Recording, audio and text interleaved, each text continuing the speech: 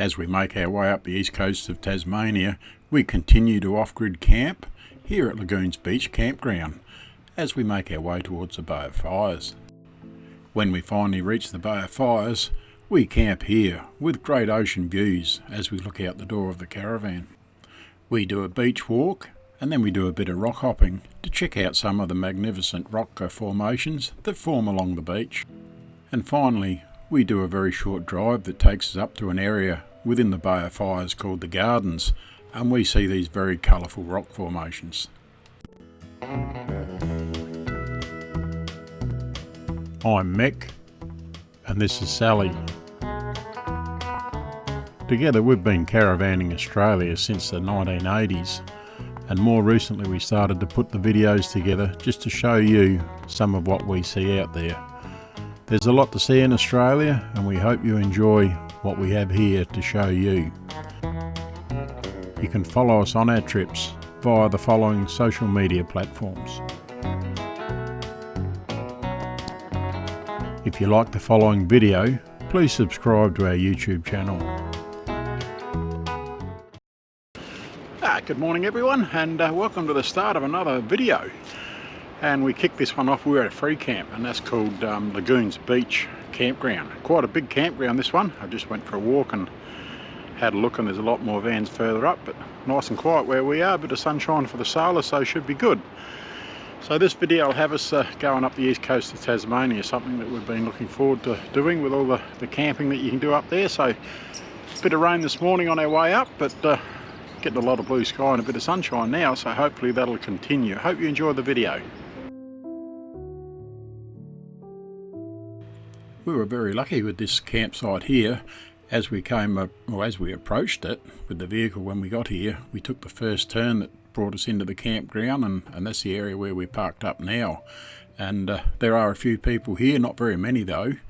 And during that walk that I mentioned that we took, that we went up and had a look around, there'd be 15 to 25 vans further up.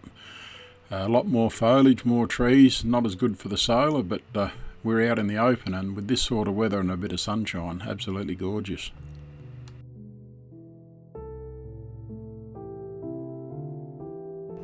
The app I use to fly my drone to see if I'm allowed to use it in the area that we're currently in was telling me I could use it here, so I did launch it up and put it up and have a bit of a look. I didn't move it, so I didn't infringe on a no-fly zone. Had we been camped in the other end of the park or campground, it would tell me that I couldn't launch it there, and there was a sign to say that you weren't to use it in that park, so hopefully I'm doing the right thing and put it up.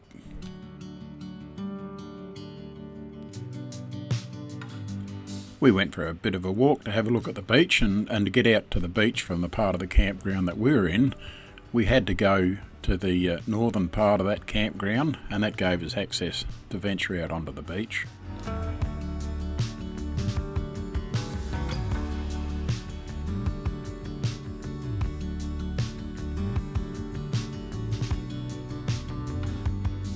When we reached the northern part of the campground, it was soon obvious the increase in number of campers that were camping in that location.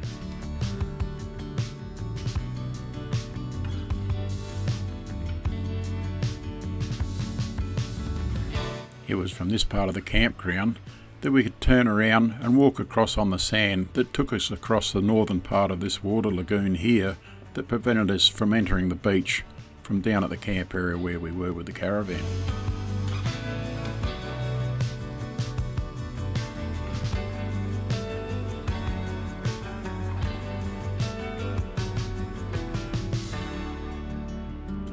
Very clean sand here on the beach, made for a beautiful beach view, and with the waves rolling in, it's the sort of thing that I guess in the summertime it would be the ideal location.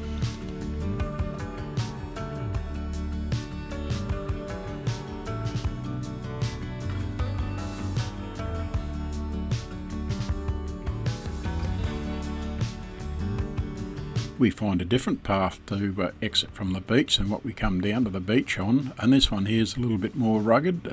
Had to be careful where you're putting the feet and keep your eyes open for snakes, but eventually we got back up onto the road and started to head back towards the caravan. once we got there, it was amazing the number of wrens that would hop freely very closely to us. They weren't stationary for long, but always on the move.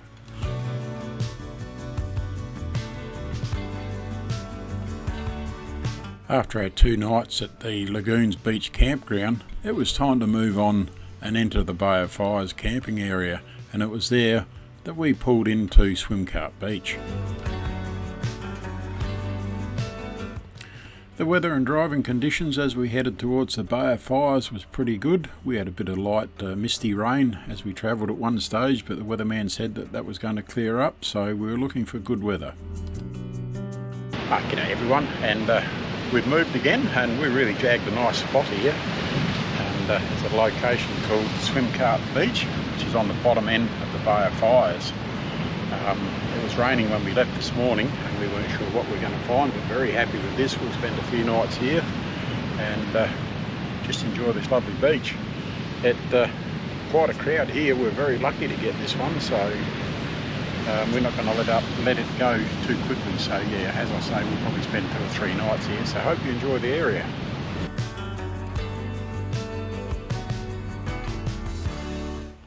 The area where we're parked up at the moment here at Swimcart Beach, we were very lucky to get, in the sense that it's what they call Millionaire's Road, I believe, and normally as one person pulls out of here on their end of their camping period, there's always someone waiting to fill that area that the people come out of. And when we came up the road and saw this one, we weren't quite sure what was going to happen and what does happen, so we obviously slotted into where we went for a bit of a walk, and that's when we realised everything was full. So we set up here, and we were very pleased with where we got, and very happy that we stopped where we did at the time that we did.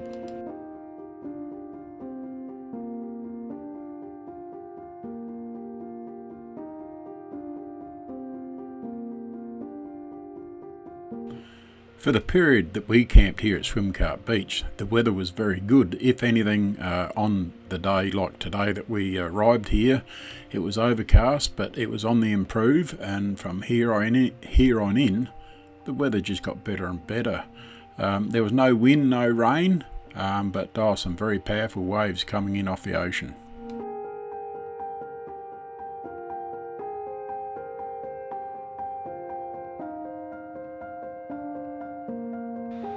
As you look along the top of the sand line there, you can see those white dots as it goes further away in the screen.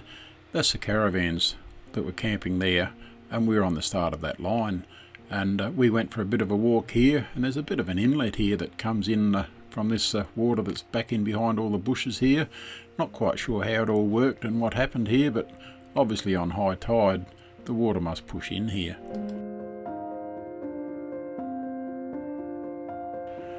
There are more campsites further back in on the camping area here, should you not wish or can't get a front row camp area.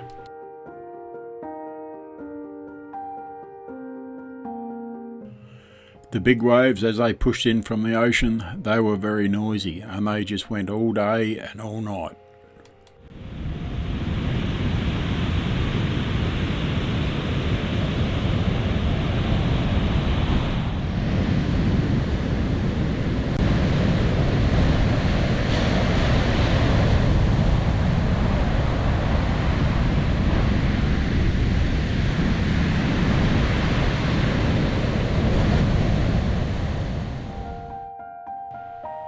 We thought we'd take a walk towards the southerly direction along the beach, and as we walked down the Millionaire's Road here, there wasn't one vacant site at all to be seen, and there was an array of camping equipment here, from beach top tents to caravans, you name it, it was there.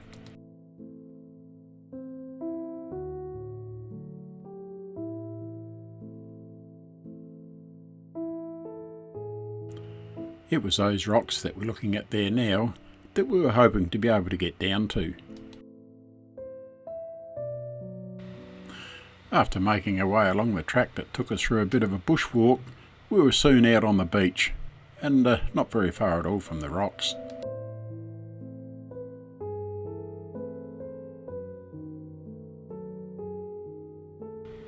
With a bit of rock hopping in front of us, we were hoping that we were able to make it around to the point there, and get some beautiful views as we looked out into the water.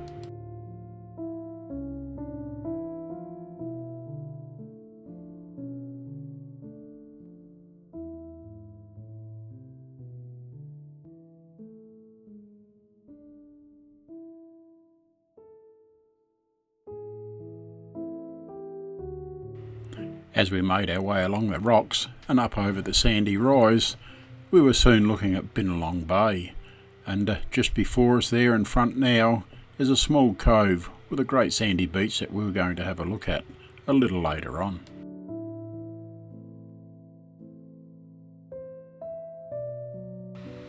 As we continued with a little bit more rock hopping, even though we were walking on dry rocks, we knew that we had to be careful so as not to slip and fall.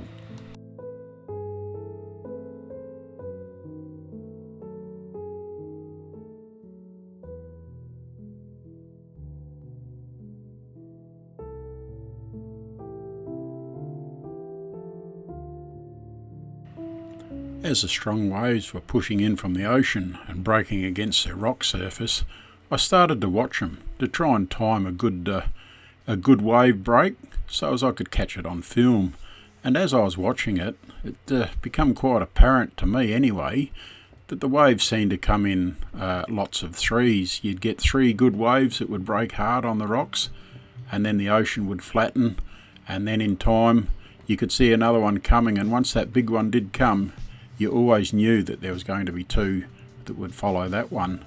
Am I wrong in what I'm thinking? I don't know, but that's just the way it seemed to work out on the day that we were there. They would come in threes, flatten off, come in threes, and then flatten off again.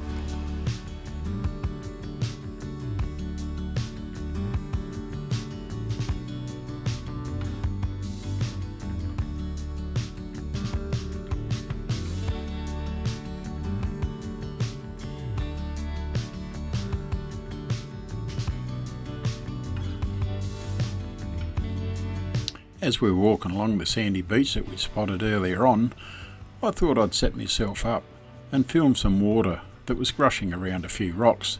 Sally thought she might film me just in case I got wet, but no, that wasn't the case.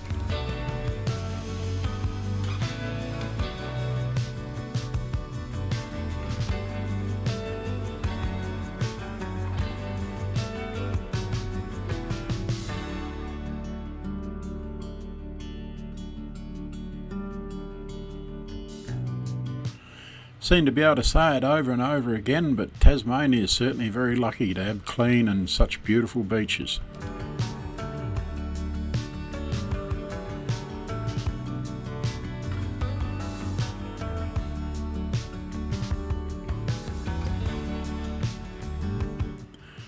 Over many years, the powerful ocean here has created so much erosion that it's exposed and left these rocks here on the beach, and that's why from time to time as you walk along the beach you'll go from rocks to sand to rocks to sand. It's just a cycle in nature that is created by erosion, I believe. If I'm wrong, leave a message down below and tell me what it is.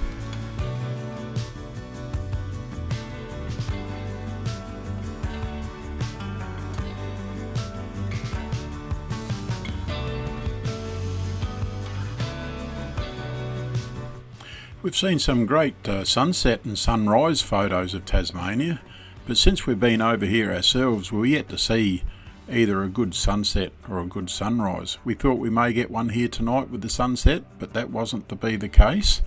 And then the following morning, when I looked outside, I thought, oh yeah, you beauty, we might get a good sunrise here. But even then, it wasn't as spectacular as I'd hoped for.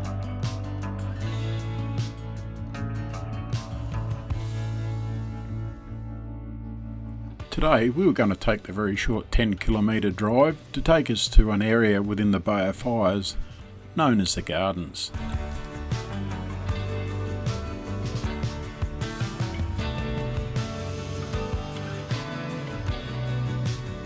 From what we've seen so far, whilst we've been in the Bay of Islands, the Gardens area here would have to be the best area for seeing these orange rocks.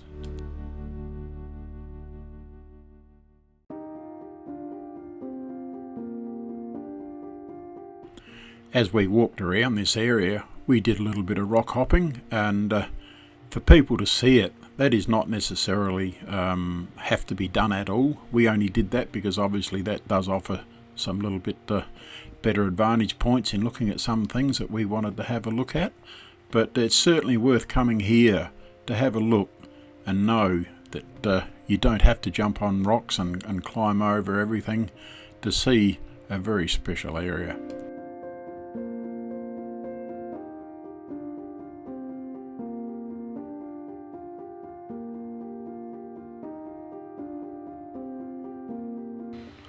The orangey reddy colour on the rocks is of the lichens that grow on them, and lichens are extraordinary a product of the symbiosis, if I've got that right, of seaweed and fungi.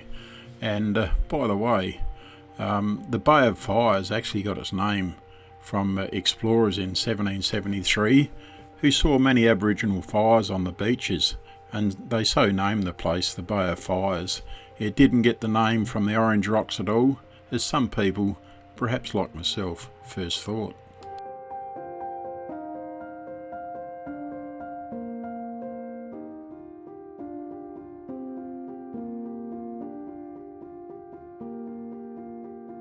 A lot of the rocks here at the Bay of Fires garden area, certainly easy to walk up onto, and as I was walking on them I did pass the thought to myself that I should be walking on the side that if I happened to slip and fall, that I'd fall down onto more rocks and not off into the ocean. No doubt it'd be very cold out there and very dangerous to do so.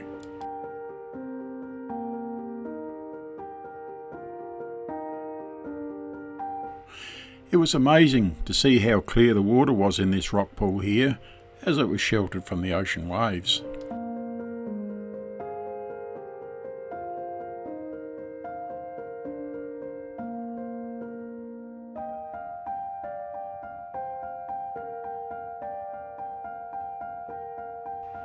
After leaving the Bay of Fires gardens and making our way back to the caravan, we drove past these beaches here as we viewed them on our left hand side, and very scenic and beautiful to look at as we're driving down the road.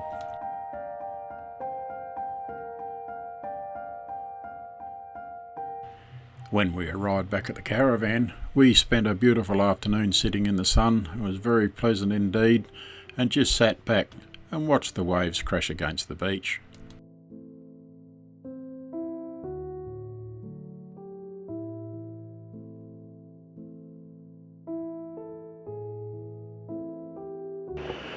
Well, that brings us to the end of another video, and certainly hope you've enjoyed what we've shown you here at the Bay of Fires and along the east coast of Tasmania.